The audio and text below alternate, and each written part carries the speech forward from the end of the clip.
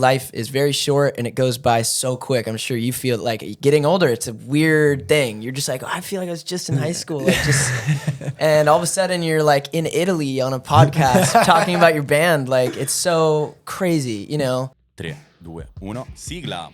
Questi siamo io, Carlo ed Harry. Intervistiamo persone che hanno tante cose da dire e raccontare. Per questo conduciamo Est Guest, che esce sulle nostre piattaforme ogni giovedì alle 14 ed è categorizzato da noi stessi come il miglior format di interviste del mondo. Ricordatevi di mettere like, iscrivervi e commentare. Buona visione! Welcome back to this very special episode on Est Guest. I'm joined here by Dawson, Luke and Cole from Almost Monday. Hello guys. Hey. Ciao. Bringing the Cali vibes to Via Tortona, guys. I cannot tell you how happy I am to have you here. I wanted to get this started right away because otherwise we would have been speaking for ages before going live. And Dawson actually reminded me, keep some topics for the podcast. Always happens, huh? Like at the beginning, you just start chatting and then it's like, oh wait, we should just record. Exactly. We got the device in place, so let's just do it. How are you guys feeling? How's Milan treating you so far? It's been amazing. We got here yesterday and instantly went and did all the touristy American things that American would do. What did we do? We went pasta, pizza, gelato, just coffee, like everything that an American would do if they're like plopped into Italy. We did last Italian night. Food overload just on the first day. Yeah, exactly. Lots of coffees, but it's so sick to be. We love Italy a lot. It's such a sick country. I feel that, Cali and Italy have got a similar vibe. I feel that. Yeah? I feel that. Yeah, for sure. We match the vibes in terms so. of loving the sun, loving the slow life, loving to get together for a nice beer, a nice chat. Nice coffee. Coffee. Yeah. So I'm glad that you guys are feeling the energy. It's awesome. Mm-hmm. Totally. Yeah, it's sick. So you guys are, here in Italy, but you were in Barcelona. You're going to Munich. You're promoting, dive all around the world. Your amazing latest album that we'll dive into later. I wanted to ask you first, for those that don't know you as well and that are listening to us, how you guys got together the first time? How did you start making music together? How the origin story from Almost Monday?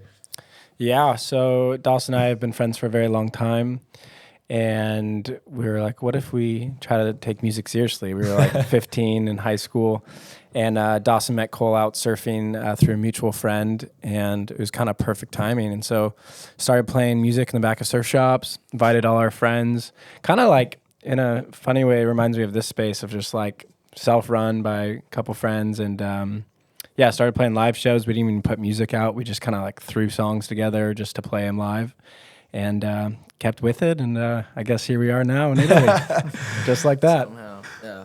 Amazing, guys. So just for the love of music and for the love of being together, that's how it started. Which I always find that it's the common trait of a lot of cool bands, that you start for yourselves, but in a sense that you just like to be together and play, and then you bring that out in the world. Yeah, I think I don't know. Sometimes you talk to people, I feel like people think like being in a band is like, it is the best and it is awesome, but it's a lot of like traveling, a lot of waiting around in a green room. So like, I feel like when you're in a band, like you just have to love making music and you have to love like being in a band, and because it's not all just like on stage in front of people. It's a lot of like in the van, in the winter, like we just got off a winter tour in the US, and like, so to your point, like you really have to love it. And I think that was the cool recipe with us, was we're just friends from high school and we just loved being in a band, and love what you do and keep doing it. And keep doing it. Love what you do and keep doing it. And I think you guys are doing it, at an amazing level. And I'm glad that you guys are getting all the recognition you deserve. But in terms of how would you describe yourself, kind of Tinder profile for Almost Monday, what would be your Tinder bio in terms of, I don't want to feel that you need to be labeled into a genre or No, into but yeah, it's a helpful. mood, like your Tinder bio? What that would be? I think like it's obviously so weird describing yourself. Yeah. Like if somebody's just like who are you, you know? But I feel like the thing that we hear a lot is just like it's pretty feel good music. It's like indie pop, indie rock feel good music. Yeah. And I think like definitely where we're from, San Diego, like it's definitely reflected in the music, I think. Like we talk, I mean, on this album it's a lot about the sun and going to the beach, like pretty just the subject matter is pretty just San Diego. But I mean, but that's the thing, right? Just be who you are. That's what we love. We love going to the beach. We love like Italians, man. Where's the sun? Where's the beach? Where's the friends? So that's kind of just who we are. Yeah, and I feel that those authentic vibes are really perceived, because when I listen to your music, I just feel the urge of getting my shirt off, grab a watermelon, start biting on it, get a cold beer, and dude. call up a couple of friends. Oh yeah, So, dude. Let's go. That's sick. You completely arrived in terms of the message to Hell me, yeah, and I'm sure to many. But in terms of references, I'm sure that growing up in such a vibing place like San Diego and California in general, like you must have some other bands that you looked up to. I'll tell you from my perspective what I traced, and you tell me if it's bullshit or I'm close. I love this. You It's know exciting, this? yeah. Okay.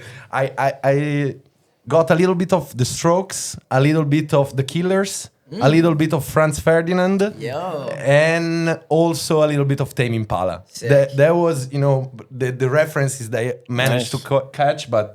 those are amazing. If we were in anywhere in those realms of those bands, that's amazing company. So I take that as a huge compliment. All those bands are very sick. We actually just got to play with Franz Ferdinand. There you go. A few weeks ago, months ago. Jeez, tour brain, man. We've been touring nonstop almost for a year, and you're just like, where? I still feel like we're in Phoenix. It's so weird from a tour. But a few months ago we toured with them. We played some shows with them, and those guys are. I mean, come on, dude. They're OG. Yeah. Oh, that's good. amazing. So these are actual bands that you look up to, or there's something else that I didn't mention that you were like, okay, these guys are doing it right, and we kind of dig the stuff that they're putting out there. Like, yeah, I think for sure. Yeah, we even covered a Franz Ferdinand song for a little bit. okay, But yeah, great. It's so funny when you listen to songs or cover it and then you meet them and they're just like, oh, you're like real people. But super nice guys. when was the time that you were most starstruck? Was it with them or with the? I don't know. Do you I guys just have a got thought? starstruck. I just went to like my buddy was playing in this like hockey thing the other day, and Okay. Steve Carell, from The Office, dude, he came out on the ice, and it was the first time that I was like, oh, like his hate to say it and like go into TikTok world right now, but his aura was crazy. Yeah, And, it is. I was like, that's Michael Scott right there, dude. in Did the you get flesh. that's what you said in the conversation? No, I didn't get it, but that was kind of gnarly. But I don't know, like honestly, seeing Harry Styles up close and personal was like kind of heavy. It was crazy. His aura, gosh, I'm sorry, aura. Yeah, no, keep using it. I mean, we have to talk to the Gen Z, Yeah, so yeah. we might as well talk Harry like that. Styles, we saw him at Coachella, and we were like really, really close up there, and his aura was heavy. It was It was crazy. like, whoa, that guy is Well, I just doing things. Is Yeah. there something Well. that he cannot do? You know? No. I mean, Yeah. Well, you see him up close, and it's funny. It's just like, oh yeah, I kind of get it. Because obviously, the music's good, and He's he's a charming man. it's amazing. Going back to you, charming man, that you also are. What about in terms of the process? Because it's cool that you guys are a trio. Because of course that means that you're not alone in terms of writing, in terms of sharing all the creative process.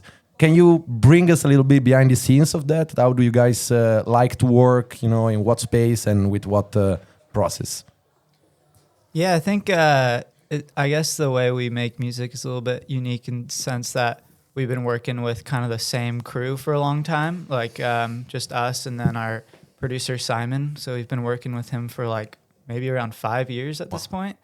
And yeah, we sort of just get into his home studio. It's not like a big fancy studio like you see in like TV shows or something like that. But we pretty much just kind of all align on like what kind of vibe we're going for or something like that. But it also like it's kind of different every time, and we purposely change it up every time so it doesn't get stale and you end up hitting roadblocks and stuff like that. So, but yeah, we really try to just like align up and, you know, get in a room together and make some music. But that works. Well, I mean, I guess it's whatever works for the artist. You know, I'm just always curious to go a little bit behind the scene, because I imagine, you know, you have also a beautiful natural landscape that you know, it can inspire you to bring out the energy that you bring in songs. But I also love the fact that you're working with the same guy, and shout out to Simon at this point. Shout out Simon Oscroft.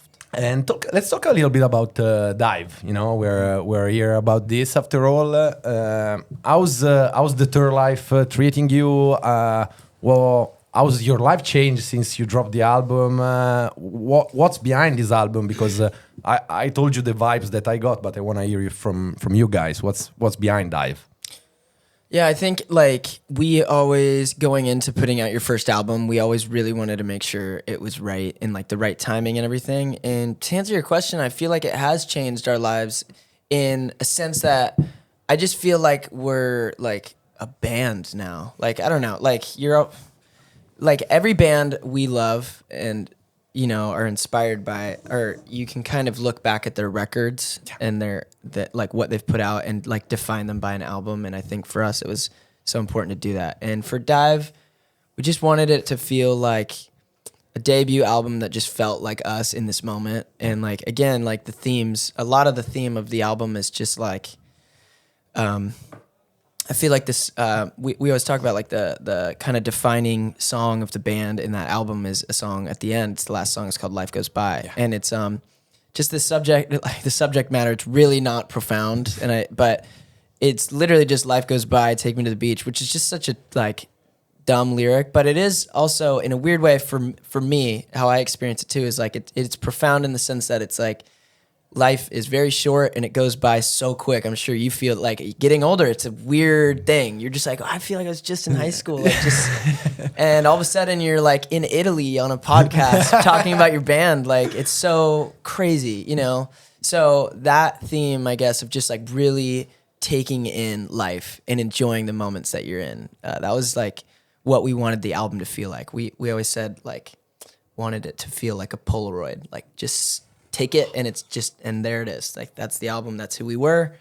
Maybe in 10 years we'll go like, what were we thinking? But you know, for what it is now, like that is who we were and what we loved. And that's Dive. Yeah. So it's been fun just going around the world, and it's been insane. Like we just got off the US tour and it was like almost like completely sold out, which like for us it's just like, that's not me trying to be like gloating or anything like that. For me, it's more of just like a moment of like, wow, I think we've put in a lot of hard work and it felt like validating, you know, like, wow, people want it. Absolutely. And I think that was, again, to answer the original question, is like, I think that's really validating and like, okay, that's why we put out an album. And people are recognizing it, are attaching to it, are right, vibing like to a it. project is like as much as like I think like TikTok and like algorithms like want to get you into like, you just put out a single. It's like that. Just like at the end of the day, like people still do want a project and want something that is like a story, you know, even though, you know, I don't know how well we told that story, but it's just, you know, I think it's just been like a moment of validation. And then like coming out, we just played in Spain, 2 sold out shows in Spain. And I was just like losing my mind up there. I was like, how, like, this is so sick. You know, people singing along. Yeah, dude. Like imagine like going back in time and like telling like us boys like, yeah, you're going to be in Italy on a sick podcast talking about your album. Like it's mental. No, it's sorry, that was a crazy. long-winded answer, but that's how I feel about the album. Sure, boys have other thoughts, but that's how I feel about Dive. The Polaroid analogy, like a snapshot of just take a moment of life. You actually remind me of a quote from The Office, since you were speaking about Steve Carell. There is a moment where Andy Bernard says, "I wish you would know which are the good old days when you live, when you're in it." Yeah, you remember that one? Such a good one. We talk about it all the time. Yeah. And your last track, Life Goes By, reminded me of that. And Yeah. now when you were speaking, you remind me of that again. Right. So it's, like right now, it's so weird. Like this moment is like the best days of our lives. We're like, not to keep going on it, but like we're in Italy, man, talking about our album with a super cool dude, man. So thank you guys. It's really cool. So that was the intent behind the album, and we're just trying to like capture that moment and share it with people. So Click. yeah, click. You Yeah, guys wanna another add? Office. Yeah, Tim. Shout out The Office, man. Maybe Shout out, maybe man. that shit was inspiring us this whole time. Yeah, I mean, it's the feel-good show for life, You can just keep. That's the thing about The Office. You can just keep running it back. It It's never circular, loses. Yeah. It's never like I just watch. I'm in a mood, in these last few days because my girlfriend is abroad and Yeah. I miss her, and so Oh, yo. I go to the office when I'm in this kind of state, Yo. and I just watched the episode like Prison Mike yesterday, and I was laughing. I know by it heart, by this It's time, but so- I still laugh like It an never idiot. loses its. Oh my Never gosh, loses it's that so feel. true. That's so true, bro. Yeah. But you guys wanted to add something to this beautiful image of the Polaroid, or maybe another track that stands out? I absolutely lose it for Tidal Wave. I absolutely. That's when I was Yeah. referring Yeah. that I wanna, put my teeth into a watermelon, run to the Right. beach. Yeah, that's another and get song. naked, These are the days. Yeah. Yeah. Yeah, I think that one definitely is like on the album Life Goes By, Tidal Wave kind of, I feel like captures also like where we're from in like San Diego and just like, just enjoying it and enjoying life and at the beach and, having a good time. Yeah. Kind of sums it up. Yeah, She Likes Sports is one that I was thinking about. We were playing a show in, I think, Barcelona. But that song we wrote after playing tennis together. 'Cause Okay. something we would do to get out of the studio and get some fresh air is play tennis. None of us are very good. But But we it's get fun. out there and it's fun with our producer and it's just good to play some sports. And we came into the studio and we like, what if we just kind of take the day off, just write something super just fun, not try hard. And it made the album and now like people love it and sing it. And it was I was laughing to myself in Barcelona when we were playing because people were like screaming and it's like so cool. And it's like, man, it can be that easy. Just if you have some fun with your friends and don't take yourselves too seriously, like you can write something that people love and connect to. And It's not too easy. You're being very humble. I don't think it's easy at all. But I totally get what you're saying, bro. It's it Just must fun. be mad to actually visualize that when you all started as a nugget of an idea between the three of you playing tennis. It's beautiful then to see it developing in front of a huge crowd. And talking about the tours, is there something that you never want to miss, like your tour essentials, something that has to be with you all the time? It can be something that you wear, something that you always bring with yourself. Do you have something like that? my belt, I only have one belt. Yeah, That- same. I only have one belt. There you go. Like if I lose my belt, Yeah. I'm cooked. All my pants are too big. Yeah, and then I've grown attached to my water bottle. Okay. Yeah, brings me you did say comfort. that the other night. Yeah. Yeah, it was your comfort item. If I lost, I'd be very bummed. Okay. And a good book. I think those are my three: belt, water bottle, and book. My new one is actually like this little portable humidifier. Okay. Like I don't want to get too in the weeds and be like a dork, but it is super dorky. But like singing, like I'm trying to like take it more seriously because I lost my voice on this last tour. I had to like cancel shows. But so I have this little humidifier. I don't think I'll ever go on tour without it again. It's like this big, and I put it in my bunk.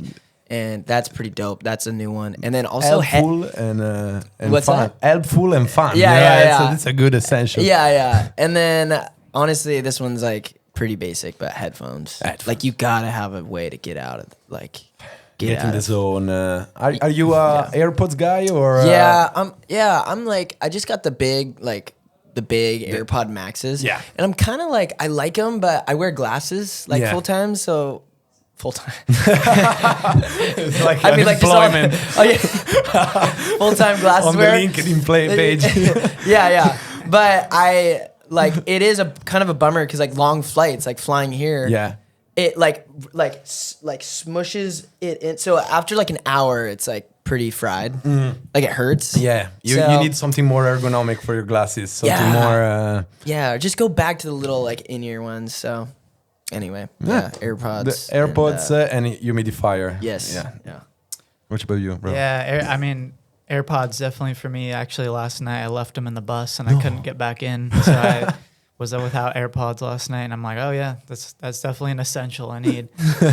And probably the other one super important for me is the slides. Having slides. Those are clutch. Especially we're on a bus. We're showering in the venue, and there's some pretty gnarly showers that you definitely don't want to step barefoot into. So For sure. if I don't have slides, you're also pretty cooked. So, need to bring those. That's a good shout out. I think a lot of emerging bands are thinking, okay, let's see how the pro do it. Yeah, this is like in the weeds answers, man. Like this is like like truly things that you kind of need. That's what I like. Adapter. Adapter. Practical answers. Because then you're artist. Maybe you go for like the poetic answer. No, we want the practical practicality. answers. Yeah, Adapter, humidifier, belt. It's hard to be an artist Dude, the when your belt pants are is- falling down. The belt is a big one. The belt We is played in Detroit and I didn't have a belt, and like I look back at the photos and just boxers out, dude. So heinous. Just And- wore it down. Talking about the venues that you guys played, you went on an American tour. Now you're in a European tour. I wanted to ask you before going towards the end, because you guys have to play here, and I don't want to keep you too long. Your favorite place that you played back in the US, and favorite one so far in Europe, or maybe the one that you're really looking forward to? I think for me, in the U.S., New York was my favorite. It was a pretty good sized room for us, and New York's such like a pinnacle part of culture in America, and so it was just like a proud moment to have people there and singing the words. And then here, I think Barcelona was my favorite so far. We're just starting, so but their friends are good. I'm excited for Milan tomorrow night. Yeah. We'll see. The guys are playing Magnolia tomorrow. I mean, Yeah. when this podcast will be out, you already have played Magnolia. Right. But, Oh yeah, true. That one, that's my favorite. we can play with time like Tenet, yeah, right. Yeah. I think I agree. The New York show was great. The LA show was great too.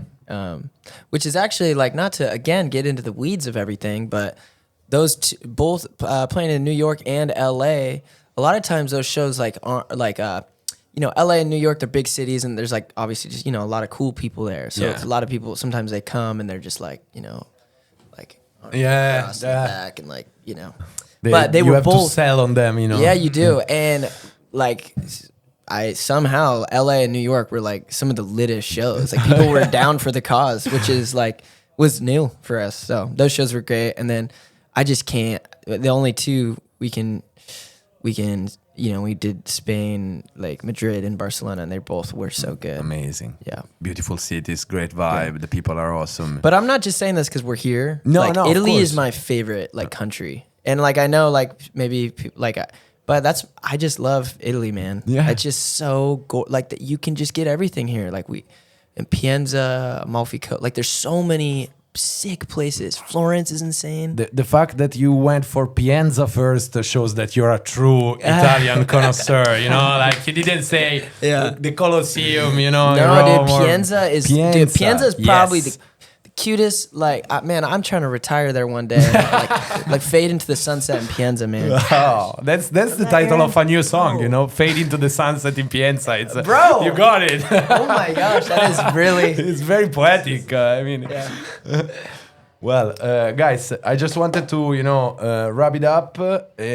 Is there anything you want to share with your audience? Some last thoughts, even about the Luka Doncic trade, bro? If you want to go completely off topic, but because we know we're sports head, but we can talk about it later. Something some wisdom for your fans. It's Tuesday, so it's almost Monday. It's your time to go. Are we linking up on this? On 3? 1, 2, 3. Via Miamos? Vi amiamo. I'm sorry, I wanted a little sound effect. Yo! Via Miamos! Oh, Vi amiamo. Oh, Vi yeah. amiamo. Vi amiamo. You just added the S because you were in Spain. You know, it's basically Italian and Spanish are basically the same language with an S adding or missing. You know, guys.